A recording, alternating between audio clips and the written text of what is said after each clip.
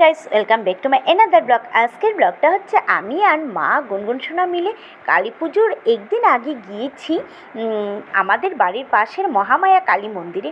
আর আমাদের এই মন্দিরটা খুব সুন্দর এবং জাগ্রত।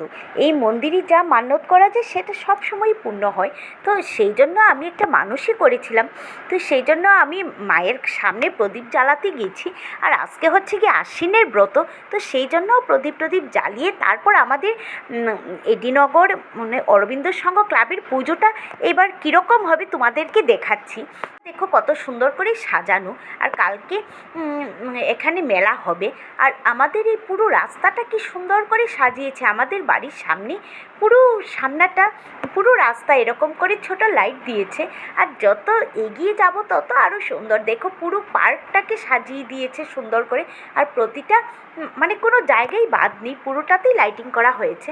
আর এই হচ্ছে পুজোর মাঠের গেটটা পুজোর সামনে।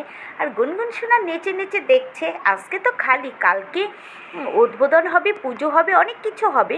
তো কালকে এসে দেখব। আর দেখো মাঠের ভেতরে ঢুকে মাঠটাকে কত সুন্দর দেখাচ্ছিল। আর মায়ের মূর্তিটা এখনও ওপেন করিনি, তো মাকে ঢাকা অবস্থায় রাখা। কিন্তু প্যান্ডেলটা খুব সুন্দর হয়েছে। অনেকগুলি 5 দিন ধরে এখানে অনুষ্ঠান চলবে, অনেক কিছু চলবে, তোমরা এসে দেখে যেও। আমরা মা মেয়ে তো খুব আনন্দ করে ঘুরে টুরে দেখে এসেছি।